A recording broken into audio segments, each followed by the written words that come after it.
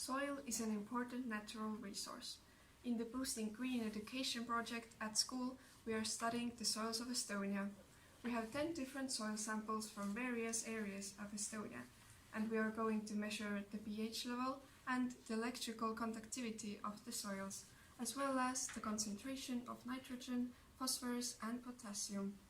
We determine the pH level with an indicator paper and a universal indicator. Electrical conductivity is measured with a vernier data collector. In order to determine the levels of NPK, we are using the NPK soil test kit from the company called Milwaukee. We will present the results as a table and also make a summary of the outcome. We determine the pH level with the universal indicator.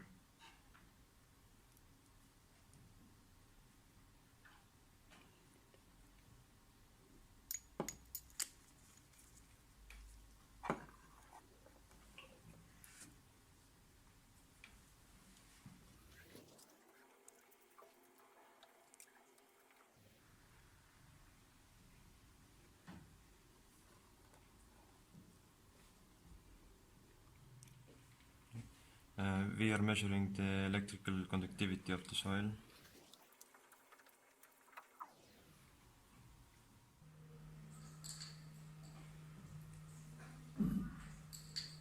We are making a solution to determine the NPK.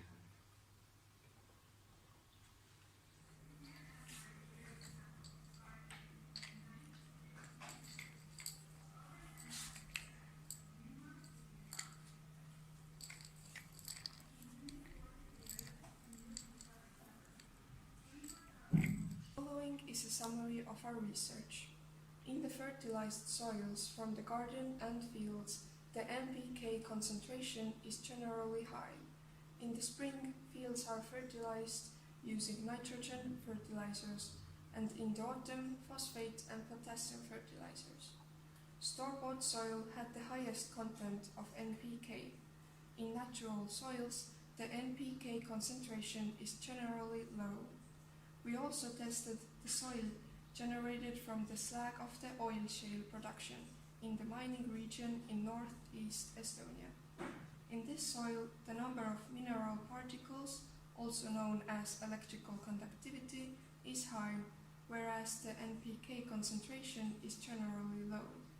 Bauxite had the lowest electrical conductivity, as there are almost no mineral particles in bauxite. During the experiments, we learned how to research different soils